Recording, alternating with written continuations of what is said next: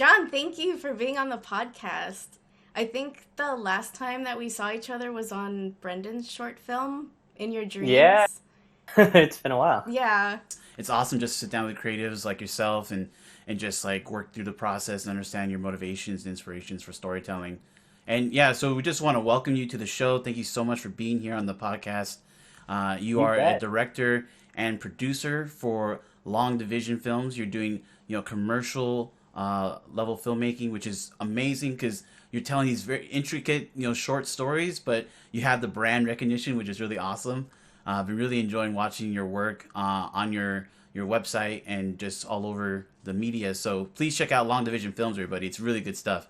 But just welcome to the Thank you, show. thank you. And obviously, you've been a creative for a long time, so this is not saying you have arrived because you've already arrived. But we just like to bestow upon you the title of Musty Creative. So thank you so much for being on the show, Well, man. thank you, thank you. Yeah, we never arrive though. We're always just chugging, no matter where we are. Yeah, it's a journey. Yeah. It's a Hmm. lifelong film class, pretty much. Indeed. Yeah, lifelong film class. That's good. I like that. I like that. Yeah. Okay, so Yeah. you're a man of many talents. You cook, you whittle spoons. But can you tell us a little bit about your background and how you got into filmmaking and why you were drawn to that form of storytelling? Yeah, it's interesting because I think very few people are actually drawn specifically to like the commercial world from the beginning. Much more are kind of like in that narrative space at the beginning and maybe find their way into commercials. But I took like a intro to filmmaking class back in high school, and I really loved it and never touched the camera before then. And I guess I just kind of fell into the whole commercial world because, I was making all of my like school projects, but then um, got involved with doing a promo video for my school in high school, and they picked it up and they've been using it for, I think the last time they used it was a couple of years ago. So, That's awesome. so that was kind of my first foray into commercial video, and I just kind of kept going. So throughout college, I was doing a lot of client work, and I guess the unfortunate part of that is I never really explored doing much narrative work, really until recently. I did a few projects back in high school that were kind of narrative, and we're just like playing around back then. But yeah, Pesto really is one of the first pieces that I've done on my own that's not related to any kind of brand whatsoever, and it's purely a passion project. So I think that was a big goal of mine to try and get back into a little bit of narrative work, just to kind of explore where I want to go creatively. Mm-hmm. Yeah. No, that's great. And with Pesto, you can definitely see the change. We watched your ketchup Doritos commercials, and definitely you're telling a story there. But with Pesto, it just feels a lot more personal. It almost felt like a Pixar film, to be quite honest. The way that you're drawn in with the little voices and just intimate shots with the vegetables. It was really really really cool. So now that you're getting back into it, or you experimented with it and you shot it during quarantine, which is amazing. Why are you drawn to storytelling? Yeah. Yeah, I guess first and foremost, nowadays with Long Division, it's not just me. I'm working with two amazing creative collaborators and friends, Alex Gilbert and Eric Hardy. Yeah. And the Doritos things was something that he directed. And I think, honestly, Pesto came from seeing a lot of, the creative things that other people were doing, whether it's Alex, putting a lot of very interesting twists into it, like his even commercial work. Yeah. And feeling personally like I really haven't explored much of my own kind of creative voice in the form of filmmaking, which is kind of weird to say, but I really haven't. So it was just kind of me wanting to see, see what I could kind of do on my own. Yeah. It was just kind of me playing around, trying to find some kind of direction for my voice and trying something different too. It was very much an intention to try and approach it from kind of that Pixar short kind of feel. Yeah, definitely. Like a mix of that and a mix of this anime food sort of True, scene. true. Yeah, so that was kind of the intentions behind the feeling of Pesto, at least. So I'm glad that came through. There was like a cooking baking anime, I think that was big like years ago. I forget the name of it, but that was part of the inspiration for you as well. Well, I think it's just seeing a variety of like, and I really do. My kind of fascination with anime isn't very like long running. It's only been in the past few years that I've really watched some things. I watched like Your Name, which was an anime movie. Mm-hmm. I really loved that. It was one of my favorite movies at this point. But I really love the food sequences, like in various animes that I've seen. Yeah. I love how they approach them.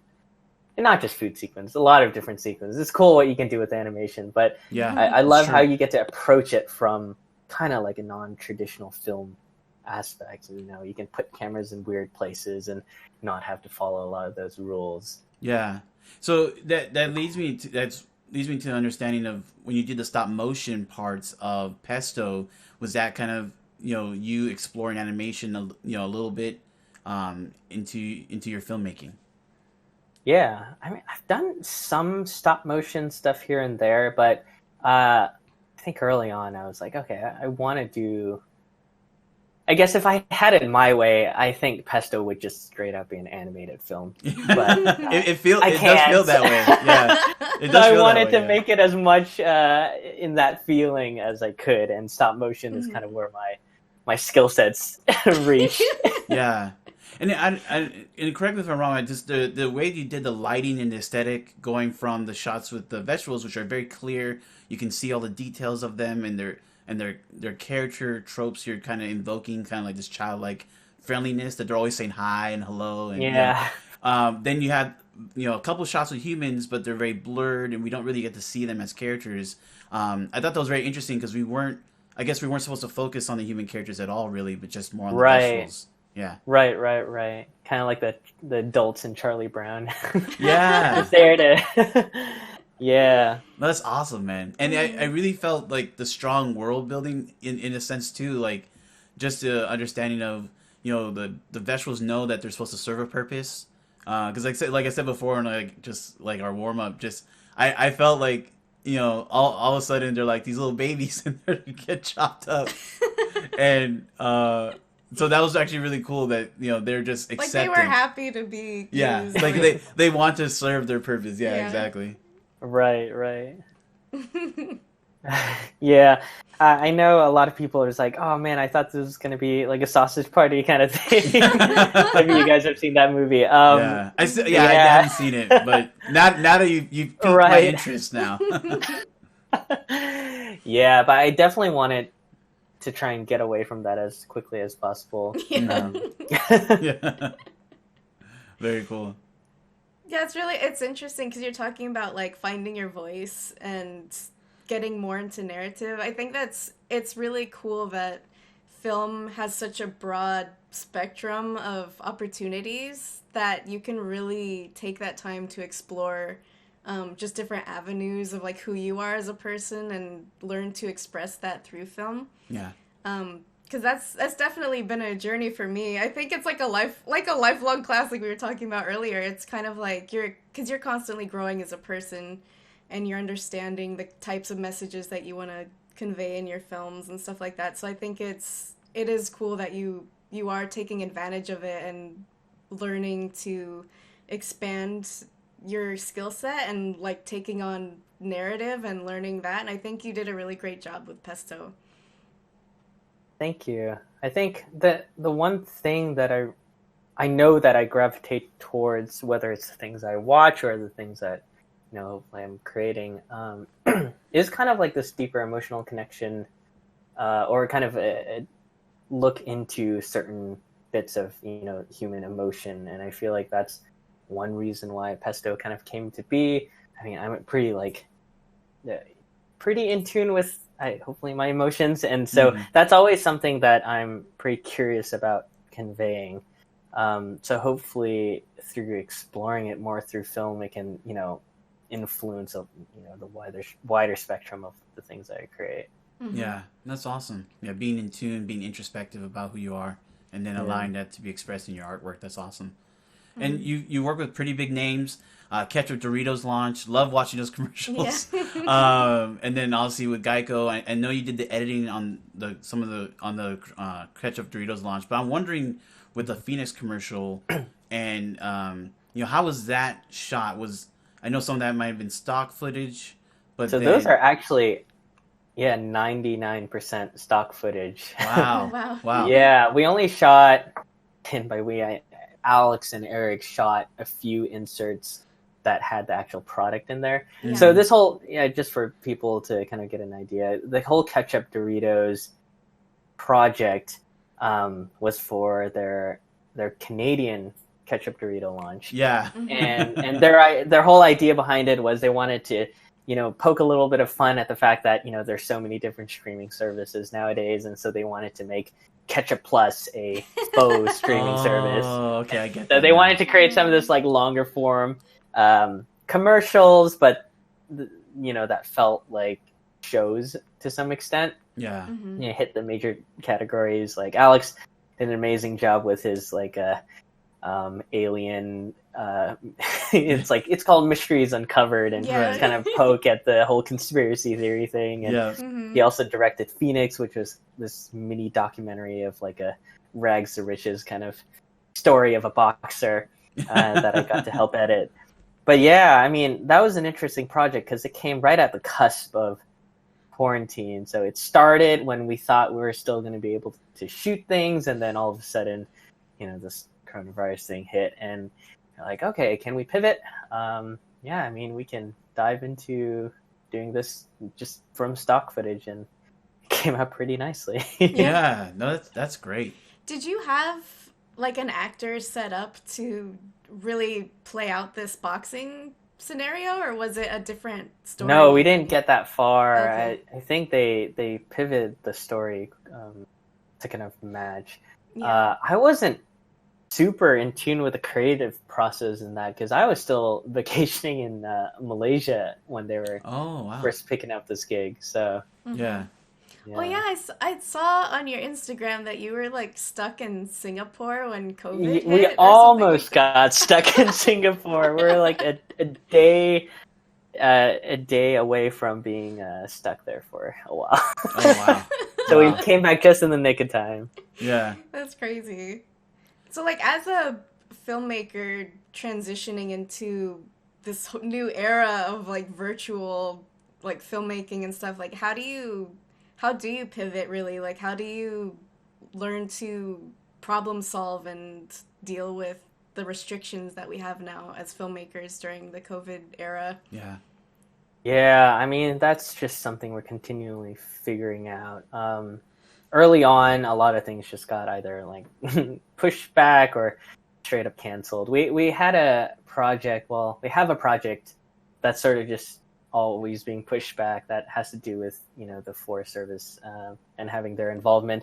And, the coronavirus thing hit, and so we had to postpone it. And now with the fires, definitely we've had to postpone that as well. But yeah, that's unfortunate. It's interesting because now things are starting to somewhat kind of, I don't want to say open up again, but in a way, like people are more open to doing work again because we kind of realize that this is just something that we have to work within for the time being. Yeah. And so, yeah, I mean, we're just trying to follow at least the LA County's safety guidelines for film production as best as possible. So Eric got certified to be kind of like a COVID, I don't know what the title is called, but COVID just filmmaker. somebody just to be a position. There is a position on set now that you're supposed to have that is purely dedicated to maintaining like set health and set safety. And in larger productions, you really should have a team because I mean, somebody has to be the bad cop to to be the person to remind everybody because everybody that works in film knows like safety and I don't want to say safety, but sanitary kind of stuff isn't Right. super. I mean, sets aren't very hygienic, and so Yeah. Yeah. like especially when stress goes up, Mhm. other things get thrown out the window. So you need somebody to really be on everybody's case. And Yeah. so Long Division has had a few projects that we've produced, in this period. And I mean, Eric's doing a good job trying to keep everybody safe. We have like a very strict protocol for how things are just supposed to happen, and so we're just trying to set ourselves up well so that we have a good chance of keeping everybody safe. Yeah. Yeah. Or you like go around the set and be like, "Oh, social distance, please. Social distance." Yeah, or just having somebody who is like, okay, we're about to roll. Actors can have masks off, and then right when we cut, somebody has to tell people, everybody mask back on. Right. Keep everybody separate. If the sound guy needs to mic somebody up, we have face shields and stuff for them. And Yeah. and so just making sure that there is some kind of standard that everything falls into. Yeah. No, thank you for that perspective on the business side of COVID. I'm also wondering too, for your film company, Long Division, when it comes to entering into commercial contracts, like, can you give us a little, like, maybe a couple hints or the steps that come into the idea of like getting that contract with a company, the process you have to go through? You have to maybe sign an NDA because you're presenting marketing material before a product is actually released to the public. Right. It depends. I mean, we're right now, Long Division is still a relatively new company, and even newer in the sense that now in the past year or so, we've been really trying to push up and try and get into that agency level where we can have, bigger clients under agency portfolios. Yeah. So that we can have, more resources to do more creative and more collaborative things.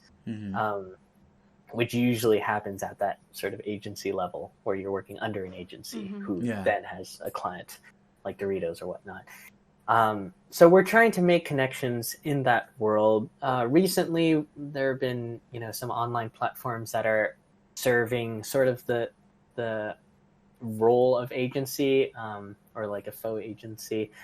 But these online platforms, they have connections and they'll release I guess they'll have like proposals or requests for proposals on their site, and we can submit pitches and bids to try and win them. That's how we got the Doritos project. Oh wow! We did a project recently with one of our other directors for Champion Sports, which was pretty cool. Yeah. So yeah, we're just trying to use this space that we're in right now to try and create as convincing of work as we can. And so we're pouring a lot back into the things that we're able to land, just so that we can try and create things that really look top notch. So right now it's definitely a big investment phase for our company, and we're just trying to make good stuff. No, it's definitely coming across. And then getting back to Pesto and the whole idea of like making this short film under quarantine in your home. Can you talk about the struggles with making this film? Pesto wasn't something that I've been planning for a long time. In the past year or so, maybe at the end of last year, I was looking at my portfolio and I was like, wow, I have like nothing really that I'm like truly proud of showing off, commercial or narrative. And so I definitely had a big goal to do something in 2020 or even like the beginning of 2020. And I haven't worked with actors a lot. And so originally the plan was I want to write something so that I can actually, direct it with actors. Because most of my stuff is very documentary focused, and I'm wanting to diversify a little bit. The actor thing went out the window when COVID hit. So I was like, okay, well, I guess I could still do something. And so I dug into like a notes document that I keep with like, ideas that I have. And I just fleshed out one of them, and it became Pesto. Originally, it was supposed to be a short film that happened purely inside of a refrigerator, and it's like, wow, that's going to be way too hard. Yeah. So it kind of like grew and changed and yeah, kind of became the story that Pesto was. But it was written pretty quickly, and it's also kind of just filmed pretty quickly too, because I gave myself a week to film it. Spent a day designing what I want to do with my apartment, and then spent a day getting stuff from Home Depot and building up, what you see in the film. Yeah. And then I shot for 3 days, and that was wrapped. Wow. And can you take us a little more into the writing process? Like you said, it was a pretty short written, and you started from like you said, like I guess like a treasure chest of story ideas that you have. What's that process like? You have an idea, you store it in the treasure chest, and then you bring it up when you need to, or? Yeah, I mean, even that's been a fairly recent thing, and so there's not too many treasures in there yet. But yeah, if I have certain ideas that pop up, or seeds of ideas, I'll stick it in there just in case, one day I might need something along those lines. Yeah.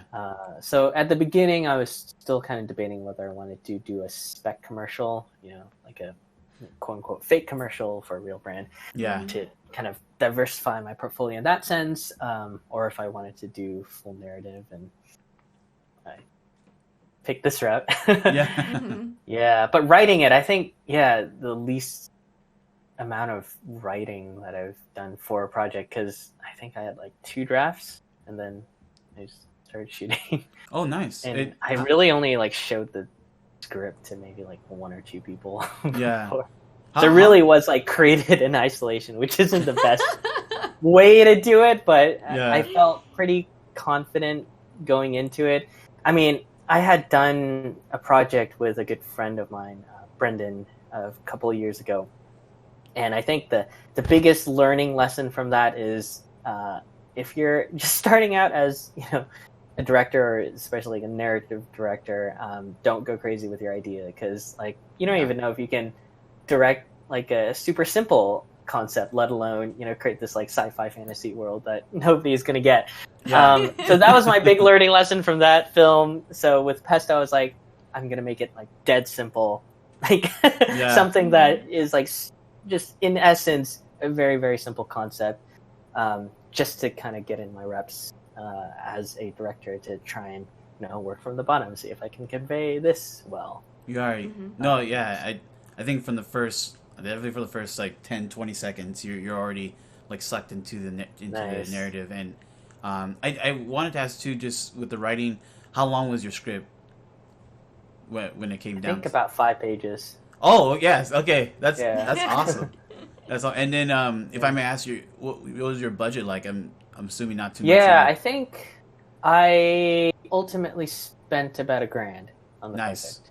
So that's beautiful. Pretty cheap for something like this. Yeah, that's beautiful. I mean, I'm lucky because I do love to cook a lot, so I had a lot of the props already. I had like good silverware and plates and knives and yeah. That's cool. And then so that was you like, oh hi baby, and all this stuff. No, that was actually a good actor friend of mine, Dylan J. Harris, that worked with me and Brendan a couple of times in the past. Yeah. That's awesome. So that was his voice. Okay, very cool. Very cool. I thought it was interesting how you said you're trying to keep the concept really simple, but I think because it was such a short script, it didn't feel simple. Like when we were watching it, it felt like this huge world that we were like having like a small little preview of. But it was really cool. I think what you were saying, like just like scaling down, making sure you're not like doing too much, overestimating like how much you can actually perform. Because I think when you do make it really simple, it gives you the ability to really flesh out the idea and make that idea the best that it can be. Right. Yeah, because like while the world building was something I wanted to kind of focus on, at the core, Pesto really is just a little story about loneliness at its heart. What it feels to have felt attachment, but also to have friendships and friends lost. And it really is kind of that central theme that is the only thing that Pesto really focuses on. And so Mm-hmm. in idea, it's pretty simple, but it was fun getting to build a world to support that one single idea. Mm-hmm. Yeah. One thing that I thought I really liked what you said was that you try to convey just really human emotions in your stories. I think that's really important when you're writing a script to emotionally connect to it. I know for me, when I know that I'm on the right track is like if I'm doing something dramatic and it actually makes me cry, like that's what I don't like. Okay, I think I'm Right. doing this right. So I think it's really interesting, like when you can actually, I guess, cause or stir up those emotions in yourself when you're creating the story. That's just it's a really good sign that this is going to also connect with somebody else in the same way. Yeah. Yeah, definitely. And it's hard through film because you really have to, you know, make your work in a very nuanced way in order to have any chance of evoking emotion. Because, Mm-hmm. Yeah. I mean, something that, like, as like film students, especially, like the hardest thing is to, stray away from something that's just going to be so cheesy that makes people laugh. Yeah. And even as like a working professional, that's still hard. Like Mm-hmm. you see commercials all the time that they're trying to like reach for you know exactly what they're trying to do, and it's just it doesn't land, and so it's a huge struggle to try and do it well. Yeah. Mm-hmm. I don't know Just if you're starting on that journey. Yeah, Mm-hmm. I don't know if you're referring to, but when you said that the reaching, it reminded me of there's a couple Pepsi commercials Mm, that came out a couple years ago about there was like protesting, and there's like a uh, certain character or personality that was in there that it felt like they're reaching for something, but right, yeah, right, yeah, and they happen like pretty frequently. So yeah, Mm-hmm. I think it's interesting because I feel like in that sense, the business aspect of those commercials supersedes the heart behind it. So it's kind of Mm. like this marketing, like we want to brand this emotion, but it's like no, you have to like right, feel the emotion and then incorporate it into the brand. right.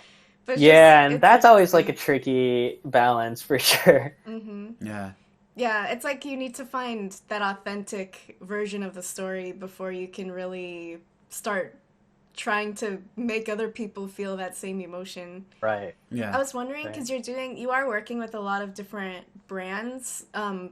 In terms of creating stories for those different companies, how do you really find that authentic story?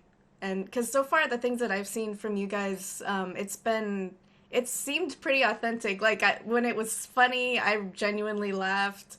That's awesome. When it was dramatic, I genuinely felt like tense and like, oh no, what's gonna happen? So I think you guys have really sort of tapped into like the flow of like how it's supposed to be. yeah.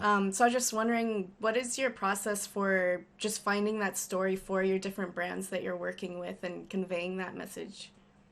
Yeah, I mean, it really depends because I mean a big part of it is how much freedom creatively that you're given as a production company. Because I mean, in the traditional sense, the production company only serves to be the entity that executes an idea that Mm-hmm. a agency creates. Um, and now there's a lot of kind of mixing between agency and production company roles where sometimes agencies are doing a little bit more production or production companies are doing a little bit more ideation.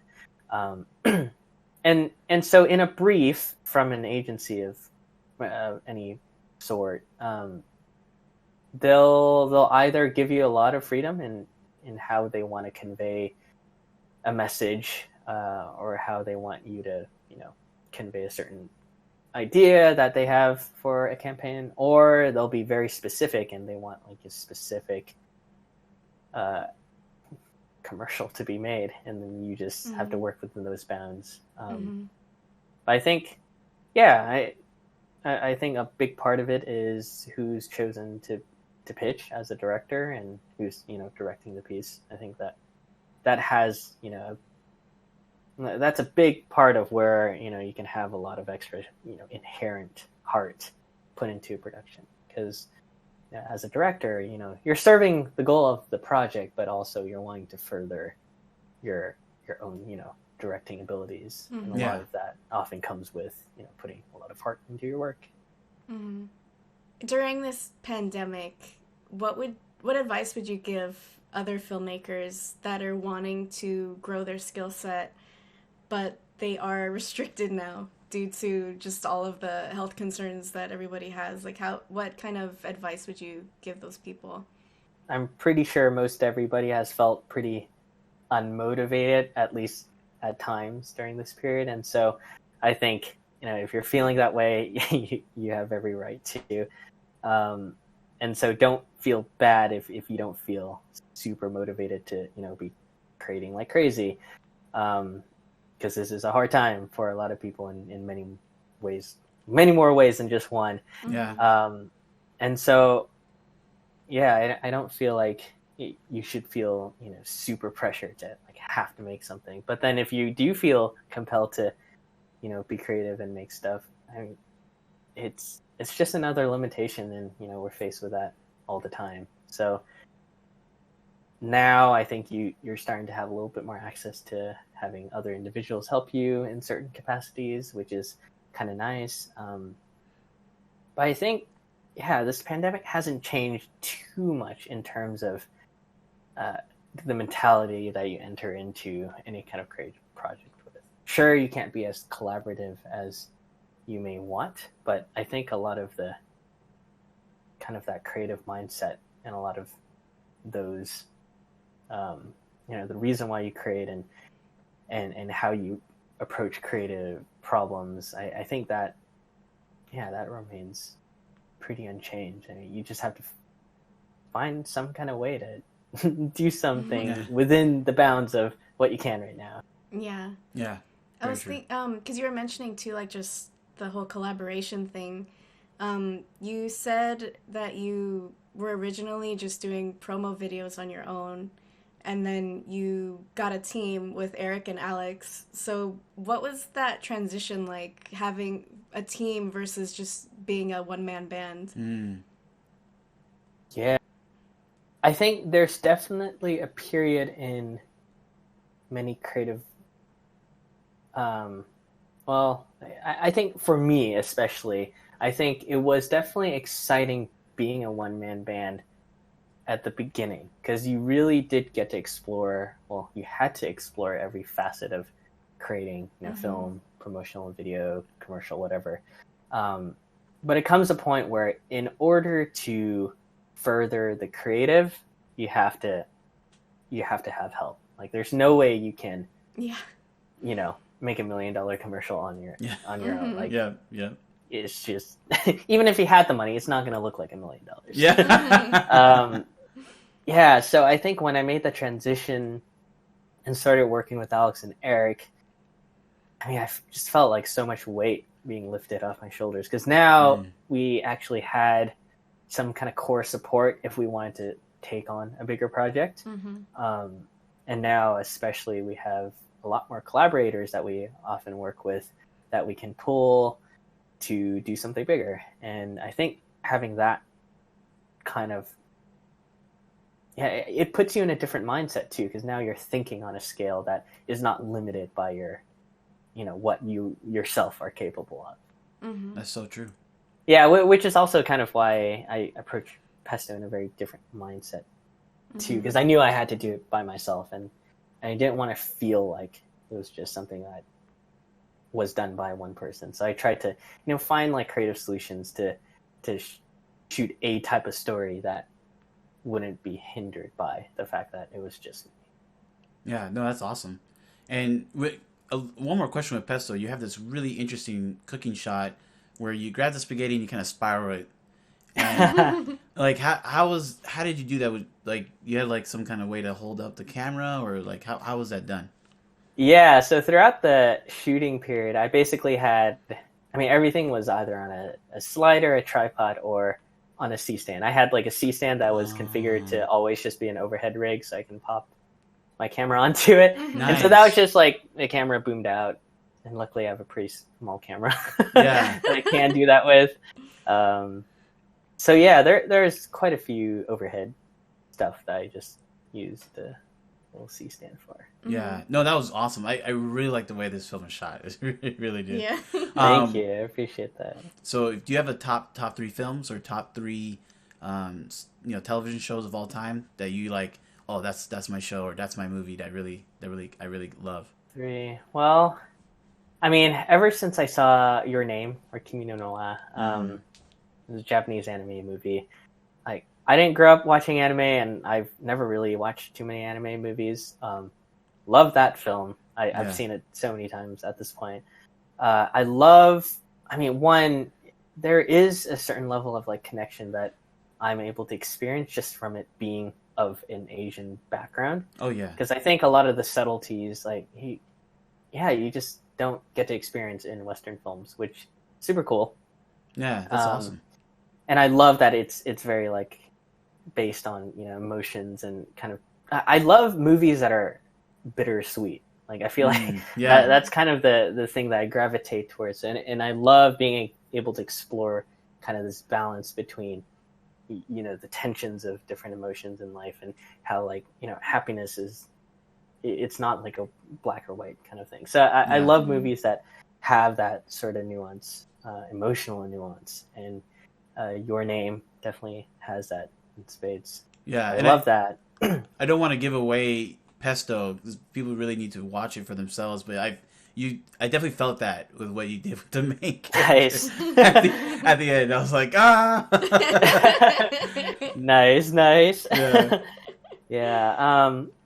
I loved La La Land. Yeah. In a way, it's kind of like a slightly more westernized, less nuanced version of kind of the Your Name sort of story. It has that kind of bittersweetness, but in a much more like creative, a much more like Western, in your face kind of way. Yeah. Oh yeah. But I love like Broadway and musicals and stuff like that. So Nice. I just love La La Land. Yeah. Yeah, I'll just give those two for now. No, that's fine. I was just thinking, going back to La La Land, the City of Stars, and the way they end that movie in the third act, right? It's just That's definitely bittersweet. I was so mad. You're right. I was so mad. It's like they could just be together. What's going on? Yeah. But it was nice because it wasn't the predictable ending. True. I really liked that. Like it just that was like the twist at the end. Like I really enjoyed that. Yeah. Yeah. Right. That's awesome. And then, is there a story you are dying to tell that you maybe still in the treasure chest that you're like, oh, if I could get the money and the resources, I would love to tell this story? Yeah, I mean it's interesting coming from the perspective of like a commercial filmmaker because unlike, well, maybe this is just on me, but I feel like most narrative people they'll always be like working on something, whether you're a writer or a director, cinematographer. But for me, like since I'm always doing branded pieces, I up till even now with Pesto, like I haven't really been thinking too much about the narrative side of things, and so I think moving forward, I'm wanting to give that a little bit more focus than maybe I have in the past. Yeah. But I mean, yeah, for me, like commercial is definitely what I'm trying to focus most on.